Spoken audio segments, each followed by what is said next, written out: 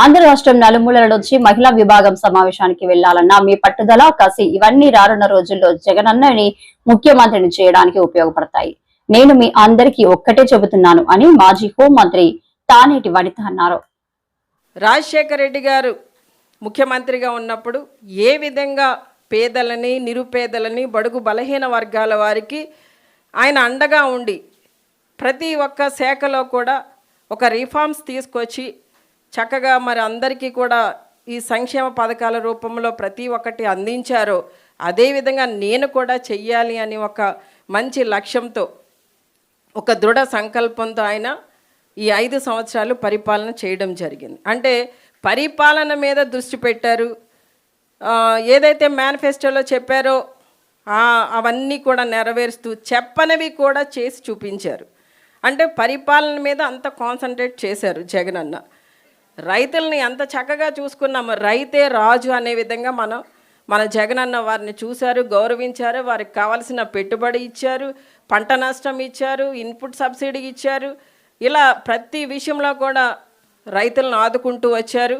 అలానే రైతు భరోసా కేంద్రాలు ఏర్పాటు చేసి రైతులు ఇబ్బంది పడకుండా ఆ గ్రామంలోనే రైతులకు కావాల్సిన ప్రతి ఒక్కటి కూడా రైతు భరోసా కేంద్రాల ద్వారా అందించడం జరిగింది.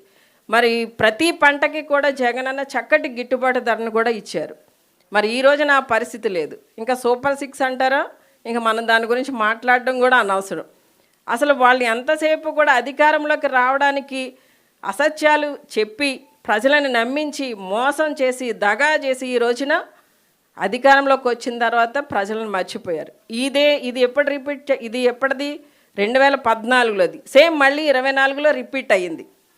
అంటే వాళ్ళ పరిస్థితి ఎప్పుడూ అలానే ఉంది, కానీ మనమే మోసపోతూ ఉన్నాం. దయచేసి మీరంతా కూడా మరి గతంలో జగనన్న ప్రభుత్వంలో మహిళలు మహారాణులులానే చూశాడే తప్ప ఎక్కడా కూడా మహిళల్ని కించపరచడం కానీ, అవమానపరచడం కానీ, ఎక్కడ వాళ్ళని ఇబ్బంది పెట్టడం కానీ జరగలేదు. మరి అలా మనందరినీ మహారాణులుగా చూసిన జగనన్నని మళ్ళీ మన మహారాజుని చేసుకోవాలా లేదా? అందరం కష్టపడండి కాదు, కష్టపడదాం, పడి మళ్ళీ జగనన్నని ముఖ్యమంత్రిని చేసుకుందాం. మళ్ళీ చక్కటి సంక్షేమ పాలన ప్రజలందరికీ కూడా అందిద్దాం. ఇంకా మన మధ్య ఇంకా స్ట్రెంగ్త్ పెరిగింది, యూనిటీ పెరిగింది. సో అందరం కూడా ఇదే యూనిటీతో, ఇదే స్పిరిట్తో పనిచేద్దాం. ఖచ్చితంగా రాబోయే రోజులన్నీ కూడా మంచి రోజులే. జగనన్న కూడా మనల్ని వాళ్ళు ఏ విధంగా ఇబ్బంది పెడుతున్నారన్నది జగనన్నకి ఎప్పటికప్పుడు తెలుస్తుంది. ఖచ్చితంగా జగనన్న కూడా 2-3 స్టేట్మెంట్లో చెప్పున్నారు. బాల్ ఎంత. విశాఖలో దిగంబర దొంగలు హల్చల్, సీసీ కెమెరాలో రికార్డైన దృశ్యాలు. విశాఖలో దిగంబర దొంగలు హల్చల్, సీసీ కెమెరాలో రికార్డైన దృశ్యాలు. విశాఖలో దిగంబర దొంగలు హల్చల్ చేస్తున్నారు. విశాఖలోని MVP sector 6 Shri Venkateswara temple park ఎదురుగా ఉన్న ఇంట్లో సోమవారం అర్ధరాత్రి దొంగతనం జరిగింది. ఆ విజువల్స్ సీసీ కెమెరాలు రికార్డ్ అయ్యాయి. పక్కపక్కనే ఉన్న ఇళ్లలో దొంగతనాలు చేస్తూ సీసీ కెమెరాలు దొరికిపోయాడు. పార్కుకి ఎదురుగా ఉన్న ఇంట్లో చొరబడి ఇంట్లో ఉన్న డబ్బులు కాజేసి వస్తువులను పక్కింట్లో చిందరవందరగా పడేసి వెళ్లిపోయాడు. దొంగతనాలు జరుగుతున్నాయని ముందుగానే గుర్తించి ఇంటి యజమాని రేవూరి నాగరాజు 6 నెలల క్రితం ఇంటికి సీసీ కెమెరాలు అమర్చారు. దొంగతనం జరిగిన విజువల్స్ సీసీ కెమెరాలో రికార్డ్ అయ్యాయి. దొంగలు దిగంబరంగానే దొంగతనాలు చేస్తుండటం విశేషం. ఈ విషయమై దొంగతనం జరిగిన ఇంటికి సంబంధించిన బాధితులు సీసీ కెమెరా ఫుటేజ్ ఆధారంగా పోలీసులకు ఫిర్యాదు చేశారు. కాగా వేసవి రాత్రి సమయంలో ఇళ్లల్లో ఉండేవారు జాగ్రత్తగా ఉండాలని పోలీసులు హెచ్చరిస్తున్నారు. మహిళా సమస్యలపై పోరాటాలు మనకు కొత్త కాదు. మనపై ఒక గురుతరమైన బాధ్యత ఉంది. రాష్ట్రంలో నారావారి నరకాసుల పాలన సాగుతుంది. మన వైఎస్ఆర్సీపీలోని ప్రతి మహిళ ఒక సత్యభామలా మారి నరకాసుర ప్రభుత్వాన్ని అంతమొందించేలా నడుం బిగించాలి అని మాజీ మంత్రి రోజా అన్నారు. ఈరోజు మనమందరం ఇక్కడ సమావేశమయ్యేదానికి ఒక కారణం ఉంది. మన అందరి మీద ఈరోజు ఒక గురుతరమైన బాధ్యత ఉంది. ఎందుకంటే ఈ రాష్ట్రంలో నారావారి నరకాసుర పాలన జరుగుతోంది. సో ఈరోజు వైఎస్ఆర్ కాంగ్రెస్ పార్టీలో ఉన్న ప్రతి మహిళ, ప్రతి కార్యకర్త ఒక సత్యభామలాగా ఈ నారావారి నరకాసుర ప్రభుత్వాన్ని అంతమొందించే విధంగా నడుం బిగించాలని కూడా ఈ సందర్భంగా మీ అందరినీ కోరుకుంటున్నాను. ఎందుకంటే చంద్రబాబు నాయుడు వచ్చి దాదాపుగా ఏడాది అవుతుంది. ఈ ఏడాదిలో ఆయన సాధించింది ఏందయ్యా అంటే అరాచకాలు, అఘాయిత్యాలు, అత్యాచారాలు, అవమానాలు, అక్రమ కేసులు, వేధింపులు. ఇవే సూపర్ 6. సో ఈ సూపర్ 6 ఇవ్వడానికి ఉత్సాహం చూపిస్తున్నాడు తప్ప మనం మహిళలకు ఇచ్చిన వాగ్దానాల్ని నెరవేర్చాలన్న చిత్తశుద్ధి వాళ్ళకి లేకపోవటం అనేది మనం అందరం కూడా గమనించాలి. ఎందుకంటే జగన్మోహన్ రెడ్డి గారు అధికారంలో రాకముందు మహిళలకి ఏమేం ప్రామిస్ చేశారు, అధికారంలో వచ్చిన తర్వాత అవన్నీ ఎలా ఫుల్ఫిల్ చేశారు, అవే కాకుండా చెప్పని అనేకం కూడా మన కోసం ఎలా చేశారో మళ్ళీ నేను ప్రత్యేకంగా చెప్పాల్సిన అవసరం లేదనుకుంటున్నా. ప్రతి కుటుంబంలో ఎంతమంది ఏ స్కీమ్కి అర్హులో కులం, మతం, పార్టీ చూడకుండా అందరికీ అన్నీ అందించారు కాబట్టే ఈరోజు మనం ధైర్యంగా గ్రామాల్లోకి వెళ్ళగలుగుతున్నాం. ఎక్కడ మనం కనిపించినా అయ్యో మేము తప్పు చేశామని కొంతమంది, అయ్యో మేము అన్నకు ఓటేసాం ఎక్కడికి పోయిందని కొంతమంది, ప్రతి ఒక్క మహిళ వైఎస్ఆర్ కాంగ్రెస్ పార్టీ వాళ్ళు, వైఎస్ఆర్ కాంగ్రెస్ పార్టీ సింపథైజర్స్ ఓపెన్గా బాధపడుతుంటే తెలుగుదేశం జనసేన వాళ్ళు లోపల ఏడుస్తున్నారు. ఎందుకంటే ఈ కూటమి ప్రభుత్వం వైఎస్ఆర్సీపీ మహిళలనే కాదు, వాళ్ళ తెలుగుదేశం జనసేన మహిళల్ని కూడా మోసం చేసింది. వాళ్ళకు కూడా అమ్మఒడి లేదు, వాళ్ళకు కూడా చేయూత లేదు, వాళ్ళకు కూడా ఆరోగ్యశ్రీ లేదు, వాళ్ళకు కూడా ఏ ఒక్క సంక్షేమ పథకం సూపర్ 6 లేదు. అంటే మననే కాదు వాళ్ళని కూడా మోసం చేశారు. మనం బయట చెప్పుకోగలుగుతున్నాం, వాళ్ళు చెప్పుకోలేక కుమిలిపోతున్నారు అన్నది నిజమని కూడా ఈ సందర్భంగా తెలియజేసుకుంటున్నాం. ఉగ్రవాదులకి మనకి మధ్యన జరిగిన యుద్ధంలో ముందుండి నడిపించింది ఎవరు? మహిళలు. సో మహిళలుగా మనం గర్వపడాలి. చంద్రబాబు నాయుడు కూటమి ప్రభుత్వం అధికారంలోకి వచ్చిన తర్వాత మహిళల మీద, చిన్నపిల్లల మీద అఘాయిత్యాలు, అత్యాచారాలు ఎంతగా పెరిగిపోతున్నాయో అసెంబ్లీ సాక్షిగా వాళ్ళు ఇచ్చిన లెక్కలు చూస్తేనే మీకు అర్థమవుతుంది. అంటే ఈరోజు ఒకవైపు ఉన్మాదుల్ని తయారు చేస్తూ ఎలా సోషల్ మీడియాలో మహిళల్ని టార్గెట్ చేయటం, ఎవరు వైఎస్ఆర్సీపీకి స్ట్రాంగ్గా నిలబడి మాట్లాడుతున్నారు లేదా ఎవరు సమస్యల మీద పోరాడుతున్నారో వాళ్ళని ఐడెంటిఫై చేసి, ఆర్గనైజ్డ్ క్రైమ్ అంటారు దాన్ని. జగనన్న ఒక్కటే చెప్పాడు, మనం తప్పు చేసి జైలుకి వెళ్తే అవమానంగా భావించాలి కానీ తప్పుడు కేసు వల్ల లోపలికి వెళితే బాధపడాల్సిన అవసరం లేదు. ప్రజల్లో మీరు ఒక హీరో అవుతారు. ప్రజల కోసం మీరు వెళ్తున్నారు కాబట్టి ఆ ప్రజల ఆశీర్వాదం మీకుంటుంది, మీకు ఎటువంటి ముప్పు జరగదు. అందుకు పార్టీ నేను సిద్ధంగా ఉన్నాను మిమ్మల్ని కాపాడుకోవడానికి అని అన్న మాకు ధైర్యం చెప్పారు. అధికారంలో ఉన్న, అపోజిషన్లో ఉన్న మనని, ప్రజల్ని సొంత బిడ్డల్లాగా ఆయన ఎప్పుడూ ఆదరిస్తారు, మనకు ఎప్పుడూ అండగా ఉంటారు. కాబట్టి అలాంటి మంచి వ్యక్తి మళ్ళీ ముఖ్యమంత్రి అయితే ప్రజలు బాగుంటారు, రాష్ట్రం అభివృద్ధి చెందుతుంది, మనం అందరం కూడా గౌరవమైన స్థానంలో ఉంటాము అన్న విషయం మీ అందరికీ తెలియజేసుకుంటూ, రాబోయే కాలంలో మహిళా సమస్యల మీద పోరాటం కోసమైనా, మహిళల హక్కులు సాధించడానికి నిలదీయటానికైనా మీ అందరికీ అండగా మేమంతా ఉంటామని మాట ఇస్తూ సెలవు తీసుకుంటున్నాను. జై జగన్. మన మహిళలంతా జగనన్నను మరోసారి సీఎం చేసుకుందాం. కూటమి ప్రభుత్వం ప్రజలను నిలువున మోసం చేసింది.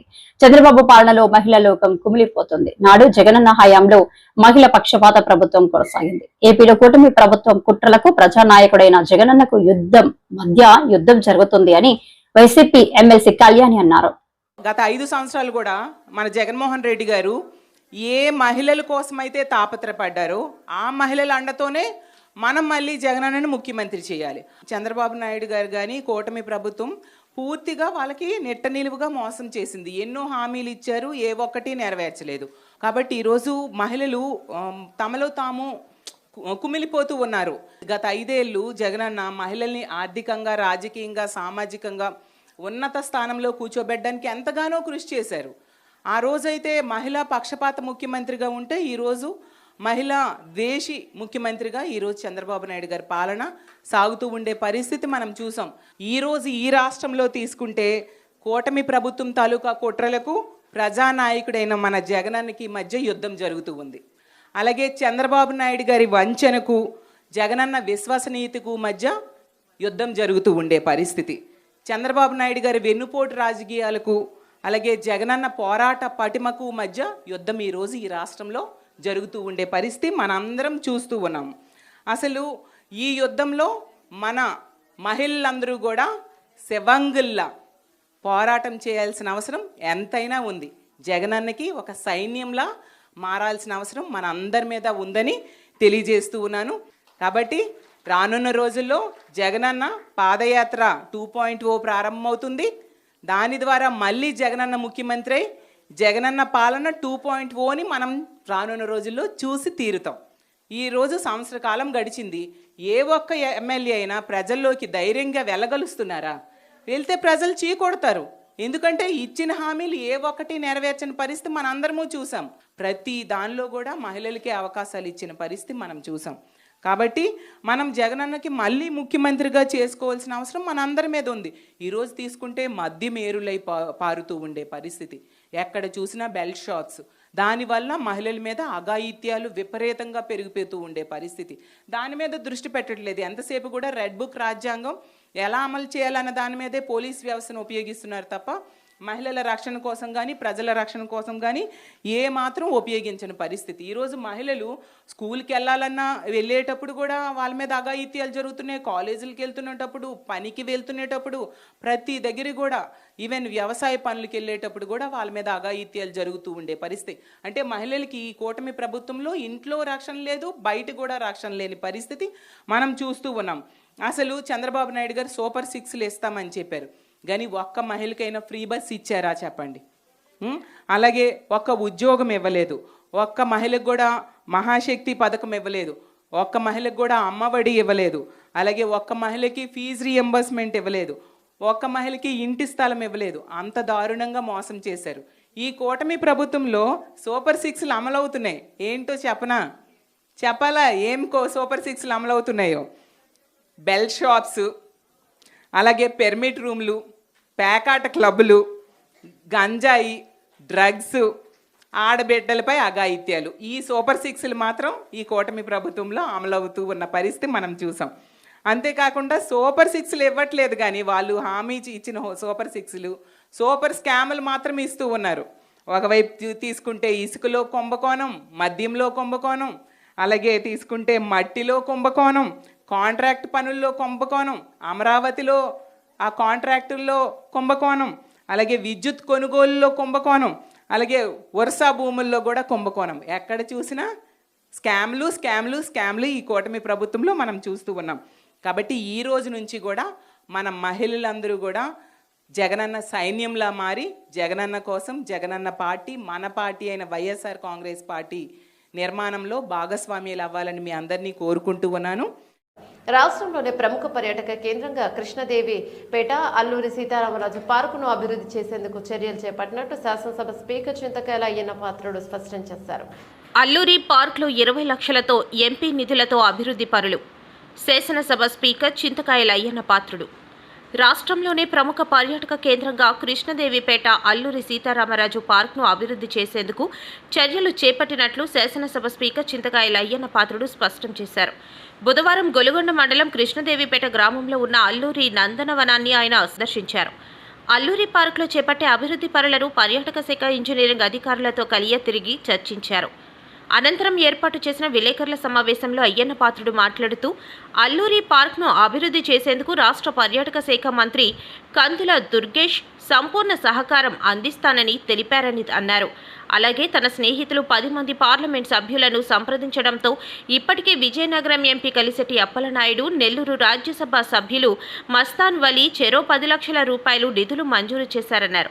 మిగిలిన 8 మంది ఎంపీల ద్వారా వచ్చే నిధులతో అల్లూరి పార్కును సర్వాంగ సుందరంగా తీర్చిదిద్దేందుకు చర్యలు చేపట్టామని తెలిపారు. ముఖ్యంగా అల్లూరి పార్క్లో సోలార్ సిస్టంతో విద్యుత్ అలంకరణ, వివిధ ప్రాంతాల నుంచి వచ్చే వారికి భోజన సదుపాయం కొరకు డైనింగ్ హాల్ చేపట్టనున్నట్లు తెలిపారు. పార్క్ను దశల వారీగా పూర్తి స్థాయిలో అభివృద్ధి చేస్తామని తెలిపారు. ఈ కార్యక్రమంలో మాజీ జెడ్పీటీసీ చిటికెల తారక వేణుగోపాల్, మాజీ MPP Adigarla Appalanaidu, Velama corporation director Suryachandra, నాయి బ్రాహ్మణ రాష్ట్ర డైరెక్టర్ పుల్లేటి కుర్తి రమేష్, చోద్యం sarpanch Adapureddy Gopalakrishna, Narsipatnam DSP Srinivas, circle inspector Revathamma, Krishnadevapeta SI Y Tarakeswararao, పర్యాటక శాఖ EE K Vijayabhaskar Reddy, DE Satyanarayana, AE Sitarama Rao తదితరులు పాల్గొన్నారు. కలిశెట్టి అప్పలనాయుడు గారని విజయనగరం ఎంపీ గారు 10 లక్షల రూపాయలకి వాళ్ళు శాంక్షన్ ఆర్డర్ ఇచ్చారు, లెటర్ పెట్టారు, ఆల్రెడీ వచ్చేసింది అది. తర్వాత పేదా మస్తానరావు గారని అతను నెల్లూరు జిల్లా, అతను రాజ్యసభ మెంబరు, నాకు మొదటి నుంచి బాగా స్నేహితుడు. అతను కూడా లెటర్ రాస్తే అతను 10 లక్షల రూపాయలు ఇచ్చాడు. మిగతా ఎనమండి నుంచి నాకు ఇట్టారు, ఎప్పుడే రాలేదు, అది కూడా వస్తుందని ఆశిస్తున్నాను. ఈ లోపుని అందాక 20 లక్షల మంది జరుగుతుంది కాబట్టి 20 లక్షల రూపాయలతోటి ఈ కార్యక్రమాలన్నీ స్టార్ట్ చేయమని చెప్పి మన అవగాహన తీసుకురావడం జరిగింది. అంటే అంచెలంచెలుగా మిగతా ఎనమండి వేస్తే 10 మంది, ఇద్దరితో 10 మంది అవుతారు. 10 కోటి రూపాయలు అవుతుంది. కోటి రూపాయలతో ఇచ్చి మనం అనుకున్నవి కూడా అయిపోతాయి కాబట్టి ఇది ఒక సక్సెస్ఫుల్ చేయాలని దీంతో కార్యక్రమం తీసుకోవడం. అంటే మన ప్రాంతం తరఫున, నా తరఫున, మీ అందరి తరఫున, ప్రజలందరి తరఫున, అల్లూరి సీతారామరాజు అభిమానుల తరఫున కలిశెట్టి అప్పలనాయుడు గారు విజయనగరం ఎంపీ గారికి, పిఏతో మస్తానరావు గారు నెల్లూరు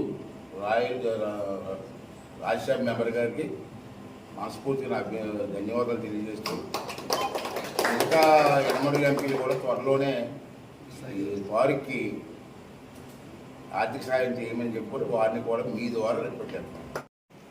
కార్యక్రమాలు ఎన్నో చేశారు.